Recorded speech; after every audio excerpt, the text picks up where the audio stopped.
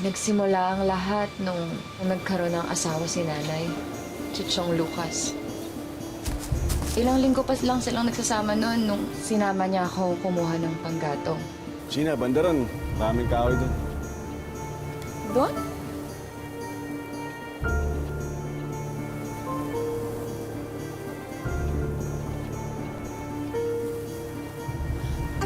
Chong? Chong, ano pa? Chong, bitawan niyo po ako, Chong! Chong!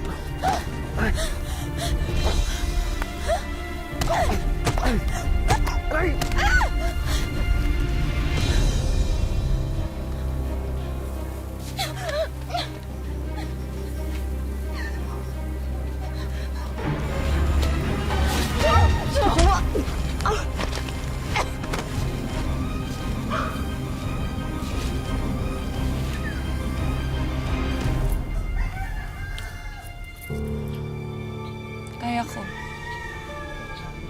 Kailangan kong kayanin. Kailangan.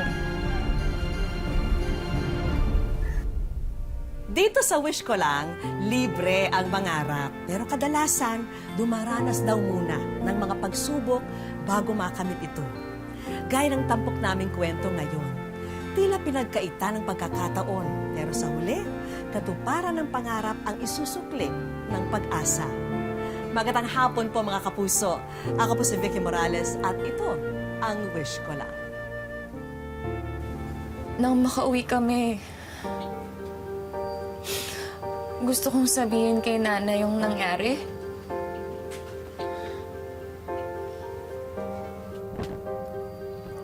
O anak, hindi ka yata makakain. May naramdaman ka ba? Sama ang loob niyan.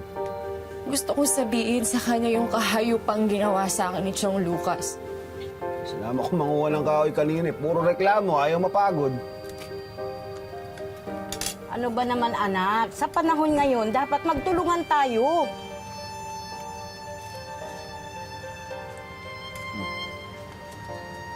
Kasi iiyak-iyak ka? Ano kung anak lang talaga kita? Ginulpi na kita eh. Pero Nay, Tapos, tatanga-tanga pa kanina. Ngayon, nadapa. Sugatan, naps ngayon, ako sinisisi. Aba, Shena, sumusobra naman yata yung kaartihan mo sa buhay mo.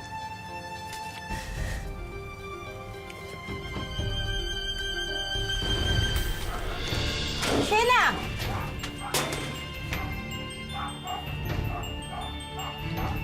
Ayan, yun na siya.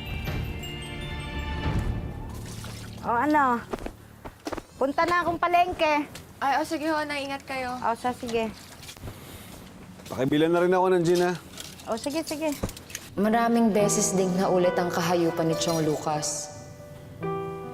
Tuwing umaalis si Nanay, gumagawa siya ng paraan na masarili ako.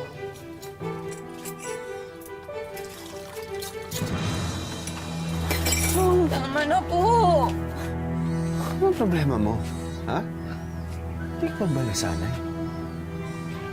Aminin mo, gusto mo rin naman. Hayop ka, demonyo ka. Tingilan niyo na ako, Chong. Alam mo, sinasabi mo lang yan eh. Kaya mo, pag nakaipon ako, aalis tayo dito para walang istorbo sa atin. Ha? Demonyo ka talaga! Ano, matapang ka na ngayon? Pag inulit mo pa yan, papatayin na kita. Pati nanay mo, isasama ko. Ano? Pala yung tapang.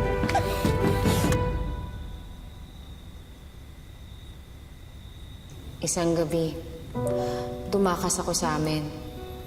Walang ibang dala kundi ilang perasong damit. Alam ko na hindi sasaktan ni Chong si Nanay kapag wala na ako. Dahil si Nanay ang bumubuhay sa kanya. Naisip ko na bahala na ang Diyos sa kanya at bahala na rin ang Diyos sa akin. Nakarating ako ng Iloilo. Doon, may tumulong sa akin na makahanap ng trabaho bilang kasambahay. Ito po yan. Ano, kayo tayo. Po. Sinuwerte ako sa unang pagkakataon sa buhay ko. Nakahanap ako ng pamilya na mabait at halos kamag-anak na ang turing sa akin.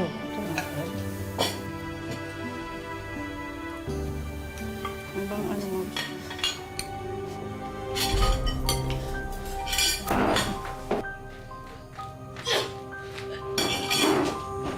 Nangyari to?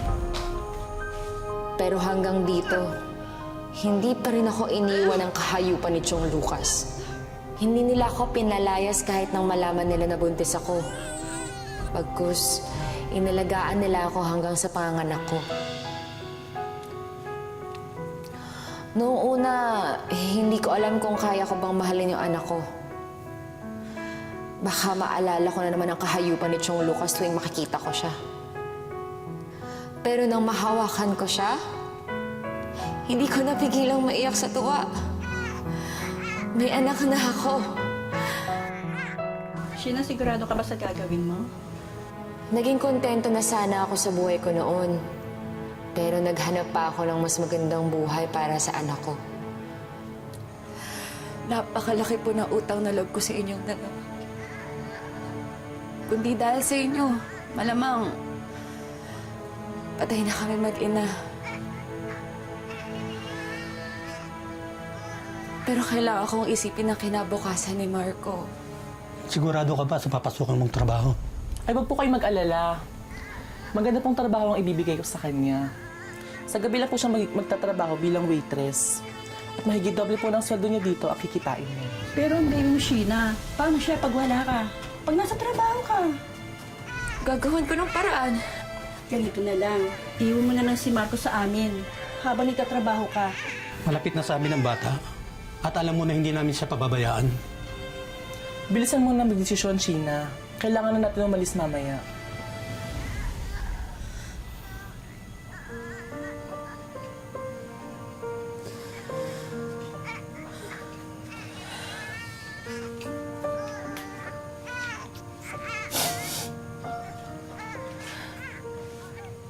Anak. Sorry ah. Aalis muna ang nanay. Magtatrabaho. Huwag ka mag-alala, hindi namin pababayan ang anak mo, Sheena.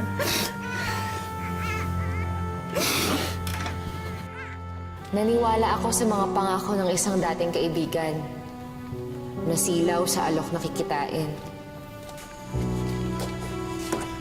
Pasok ka. Umupo ka.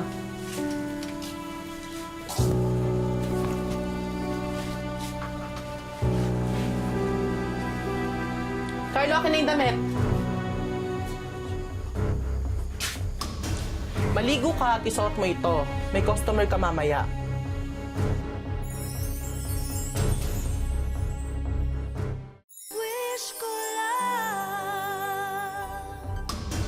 Maligo ka at isuot mo ito. May customer ka mamaya. Choco, nasaan na yung restaurant na sinasabi mo na pagtatrabahuhan ko? Ihanda mo nga to. Ang masusugatan ng mukha, okay?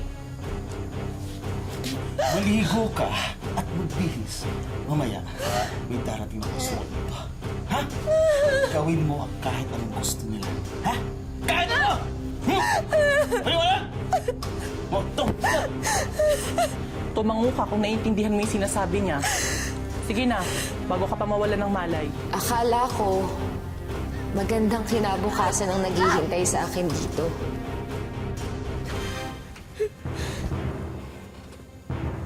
Boss. Ito. Bagong-bago yan. May namama kayo.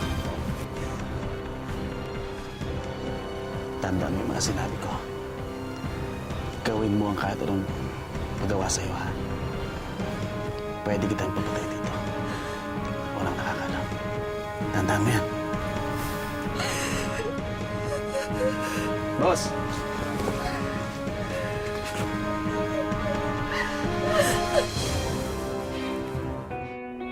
Akala ko hindi ko masisikmura ang ganitong buhay. Nakakadiri. Bumaba ang respeto ko sa sarili. Pero sa paglipas ng panahon, nagpakatatag ako. Ikaw yung bago? Nagugutom ka na? Tara, kain tayo. Ayokong kumain.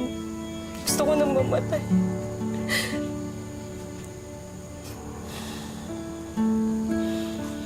Alam mo, ganyan din ang naiisip ko nung una. Pero pinili kong mabuhay. Kasi may anak akong naghihintay sa akin sa labas eh. Inisip ko na lang na lalampasan ko rin to, alang-alang sa kanya.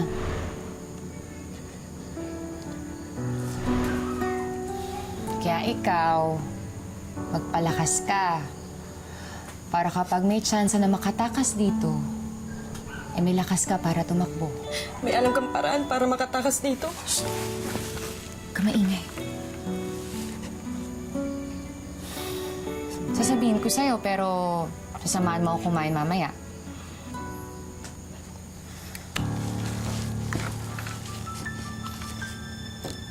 May sikretong labasan dito sa likod ng cabinet kung saan tumatakas sila tsaka kapag nagkakarid. Doon ako tatakas kapag nagka-chance ako. Maawa ka. Isama mo ako. Sige, pero kumain ka muna. Sheena, Hindi na. ano, kain tayo? Gutom na ako eh. Hoy, mag-ayos kayo. Magpaganda kayo. Umiti kayo, paparating ni mga customer. Hindi maghapon ng hindi mapipili. O ano? Ngiti na! Sino? Ayan. Ay, boss. Ayan sila. Ayan, boss. Mga bago yan. Bata pa. Wala bang mas bata pa? Yung mas sariwa pa? Sariwa, boss. Pwede, sariwa daw. Eto, mas bata pa. Ito dito. Eto, sariwang-sariwa. Wala pang 18. Mamis ka, oh. Okay. Trade to! Wala kang kilo sama-sama! Sheena! Walang yaka! Saan yung dalawa? Tapo natin! Wala rito! Tara! Dalian mo na. Dali. Yan dyan, sakay tayo dyan. Tago dyan, dali.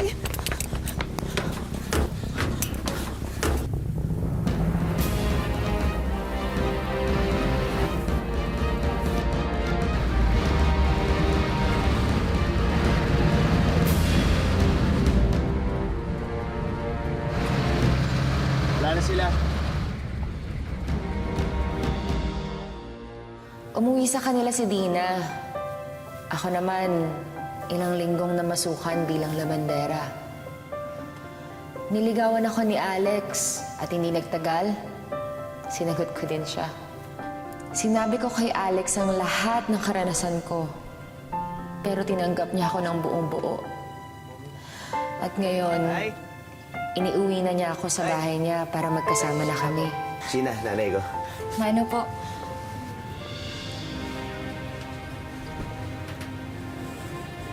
Titira ka sa bahay na to dahil gusto ng anak ko at dahil kanya ang bahay na to.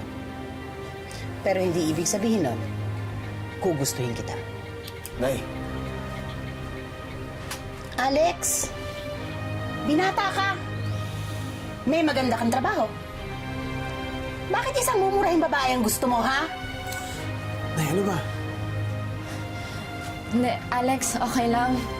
Sabi ko naman sa'yo, hindi mo na kailangan gawin to.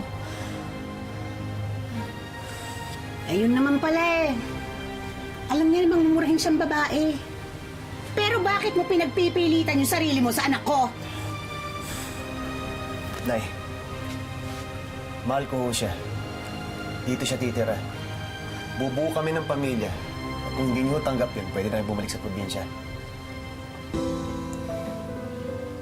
Bahala ka.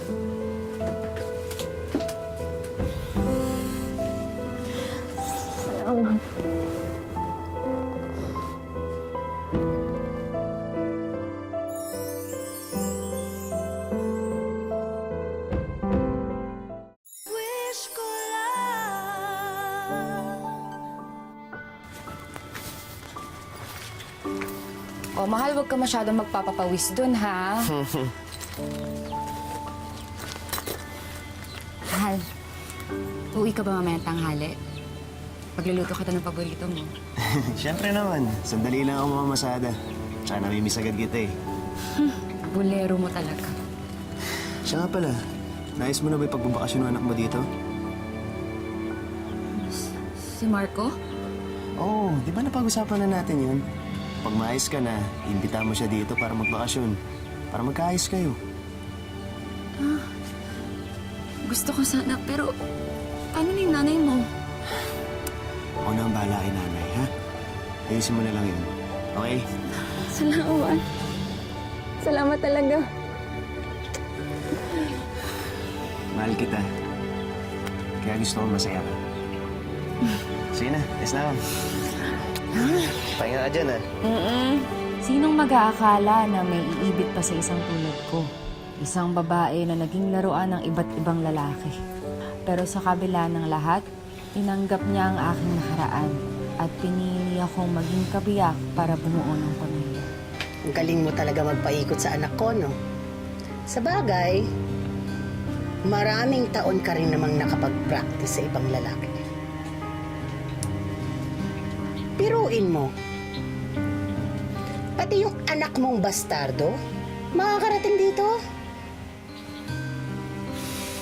Alam nyo, nung inaya ko ni Alex na tumira dito, tumanggi ako. Dahil ayoko mag-away kayo.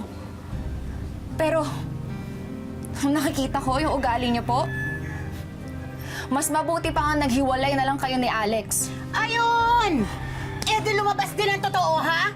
Gusto mo talaga kami paghiwalay mag-ina? Matagal lang gustong humiwalay sa'yo ni Alex, pero hindi niya makaya yung ugali niyo. Eh ikaw, sa palagay mo pag nalaman ng anak mo kung anong totoo mong ugali, hindi ka niya ikakahiya? Pag nalaman ng anak mo kung sino ka, kung ano ka, malalaman niya, isa kang saksakan ng mumurahing babae. Mumurahing babae. Saksak mo yan dyan sa ulam mo. Hmm?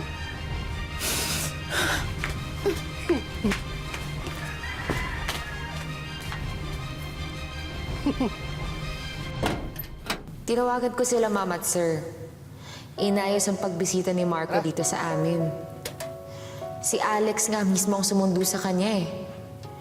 Pero puno pa rin ako ng takot. Paano kung pandirihan nga talaga ako ng anak ko? Mahal, nandito na kami. Ah, Ay, gawin mo.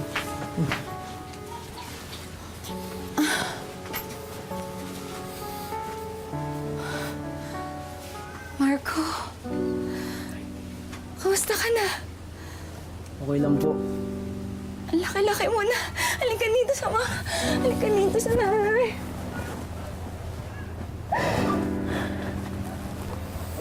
Una, ang gwapo-gwapo na una. Upo ka muna.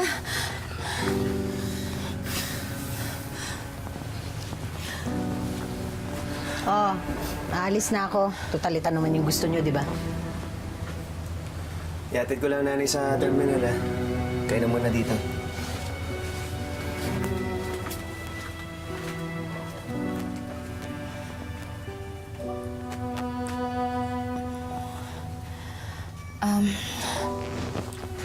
Anak, nagugutom ka ba? Kumain ka na ba? Nauuhaw ka? May kalamansi juice doon. Gagawan kita. Gusto mo? Ha? Sige ka lang, ha? Hindi ako mahilig sa maasim. Kung ikaw nang palay sa akin, di sana alam mo yun. Anak, huwag ka naman ganyan sa nanay. Saan ko pwedeng iwan itong mga gamit ko? Doon, nak.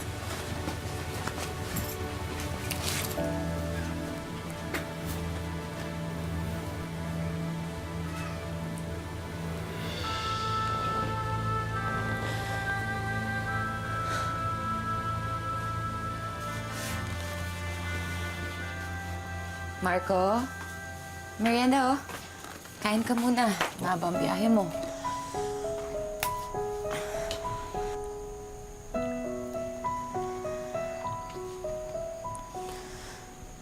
Alam mo, nak, tama ka.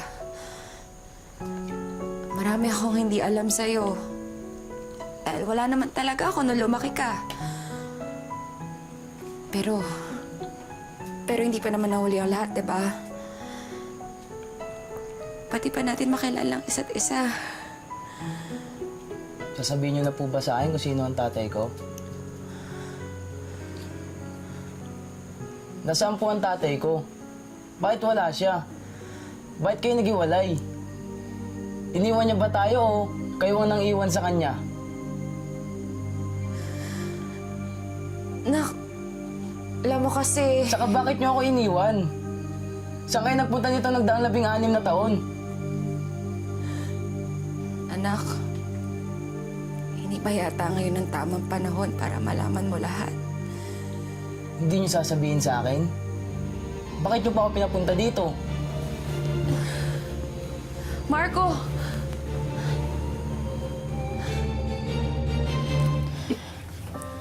Kaya kita tinawagan.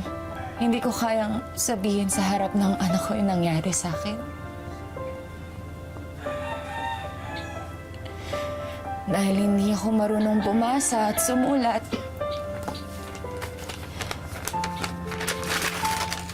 Kaya ikaw na lang ang magsusulat ng buhay ko. Pati na rin ang kwento ng buhay niya.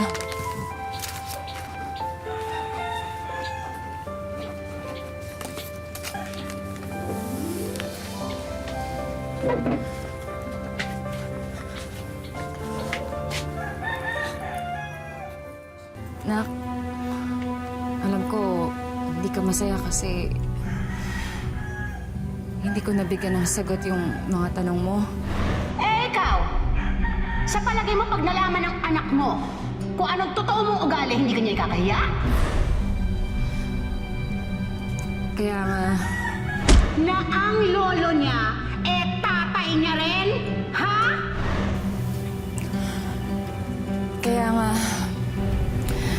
kaya nga dapat bumalik ka dito. Para paghanda na ang nanay, sabihin ko sa'yo lahat-lahat. Ha? Mag-iingat ka. Tayo mo na lang sa jeep.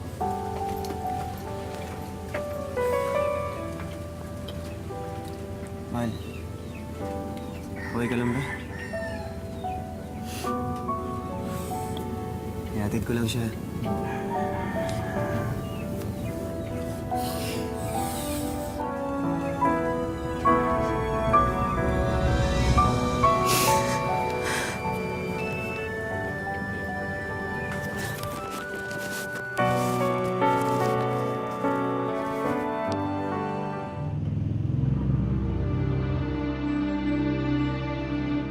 Umabot sa 17 taon ang pagkakahiwalay ni Sheena sa kanyang anak na si Marco. Nagkatagpo noong 2016 ang mag-ina sa Negros. Ayon sa kwento ni Sheena, hindi naging masaya ang kanilang reunion. Mama, ambal niya, bakit nandito ka? Huwag ko binuntahan na kita kasi nakakita na ako ng pera. Ambal ko siya, tapos nangakapan kaming dalawa.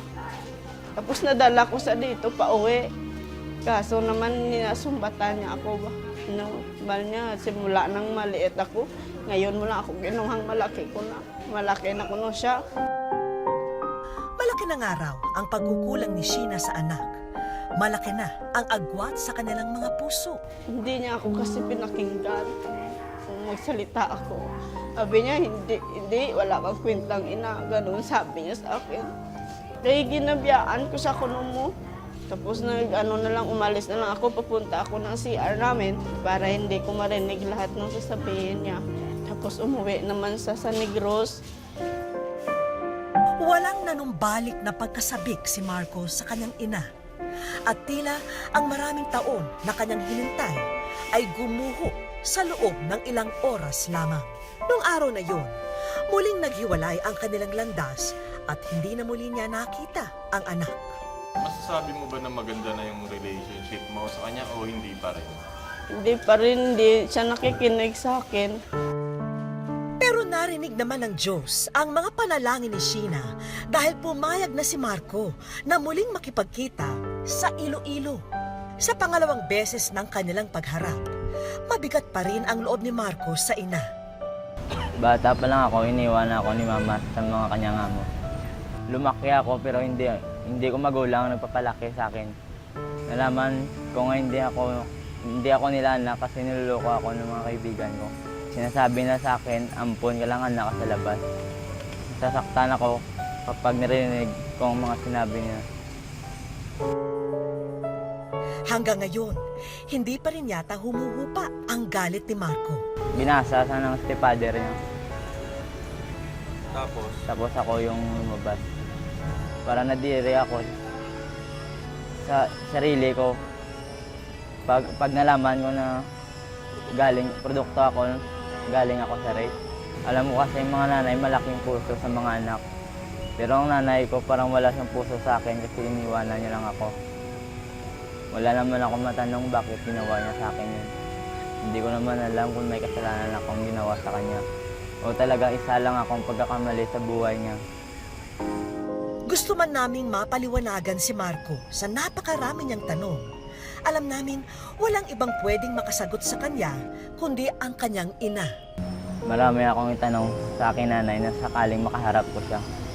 Nandidiri ba siya sa akin kapag nakita yung mukha ko. Sa ngayon, hindi ko pa rin alam ang nararamdaman ko kung sakaling makaharap ko siya. Sa naging kapalaran ng mag-ina, kanino nga ba dapat ibuntun ang sisi? At kanino dapat ibigay ang simpatya? Kung sadyang gusto na nilang bigyan ng mas magandang kabanata ang kwento ng kanilang buhay, nasa kanilang mga kamay na rin ang susi. At ito ay ang harapin nila ang realidad na kailangan nilang magkaharap at magkausap ng puso sa puso.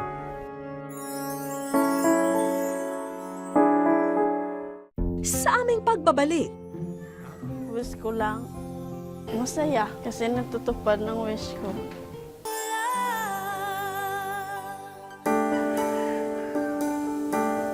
isa sa mga pinagkakakitaan ni Sheena ang magrepa ng banana chips para ibenta bilang pasalubong. Pero hindi pangkaraniwan ang araw na to dahil sa mga nakahalong etiketa sa kanyang mga pambalot ng pasalubong. Wish ko lang, masaya kasi natutupad ng wish ko dahil makasama ko ng anak ko. Kung labis-labis ang pananabik ni Sheena dahil dumating na ang araw na makakaharap niya muli ang anak, ganun din kaya ang nararamdaman ni Marco? Sa simbahan ng Molo, Iloilo City namin napagpasyahang pagtagpuin ang dalawa. Bagamat ramdam na ramdam ni Sheena ang pagiging ina ng masilayan ng anak, kabaligtaran naman para kay Marco. Yeah, dito lang. Doon na nagpasya si Sheena, nayayain ang anak sa plaza para magkausap ng sila lamang dalawa. Balanta ka nga mapuli, kasi hindi ka man kapuli, di. Di gusto ko tani ng tiner ka di anay ba na? Para lang miskin hindi nang lang takabala. Ba't simo ka imo gusto Pero kahit anong pagsusumamo ni Sheena, animoy walang nais intindihin dito si Marco. Hindi ka diri magtenar. Puli ka gito sa Negros.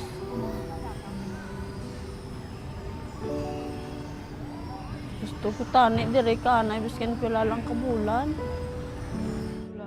Pero sa pagkakataong ito, hindi na papayag si Sheena na malalayo pa muli sa kanya ang anak na si Marco. Kailangan niyang ipaliwanag sa anak ang tunay na nangyari kung bakit sila nagkahiwalay. Hindi ang balan ko manasa. Kaso parang ayaw yung makinig minsan. Dito na niya ipinaintindi kay Marco kung bakit siya naiwan sa mga amo noon. 13 anyos lang si Sheena nang mabuntis at maging ina. Kaya natatakot siya sa kapakanan ni Marco, lalo na kung walang mahanap na trabaho at baka tumira lang sila sa lansangan noon. At ang pinakamainam na gawin ay ibilin ang anak sa mga taong may sariling bubong na tinutuluyan at may pagkain sa hapag. Napansin naming nagbago ang ihip nang kunin ni Marco ang kamay ng ina para hawakan ito. Ilang sandali pa, si Marco na mismo ang umakbay sa kanyang ina. Hindi ko po inaasahan na mabawasan ang galit ko sa aking nanay. Ngayon ko lang pala naisip na galit po ako sa iyan na sa maling dahilan. Pero alam kong dadating ang araw na patuluyan ko siyang mapatawad. At dahil everybody happy na, mabuti pa'y ibigay na natin ang aming regalong financial assistance para sa mag-ina. Tulong sa kanya at pang negosyo. Hindi mo na kailangan gastusin sa negosyo ang perang yan dahil nakahanda na ang bago mong bigasan na ipapauwi namin sa inyo. Masayang masaya dahil may pangkabayan ako. Dahil pabalik tarin mo po yung mundo, siya po talaga yung nanay ko. Madalas natin tawagin na ilaw ng tahanan ang mga ina. Sila kasi ang nagsisilbing liwanag ng ating buhay. Ngunit kung may mga pagkakataon na humihina ang tanglaw nito, hindi raw ibig sabihin ay naglaho na rin ang ningas ng pagmamahal ng isang ina. Lahat ng kaganapan sa ating buhay ay may dahilan. Kailangan lang magpakatatag at magtiwala sa biyayang dulot ng kabutihan. Hanggang sa susunod na Sabado mga kapuso, ako po si Vicky Morales at ito ang Wish Ko Lang.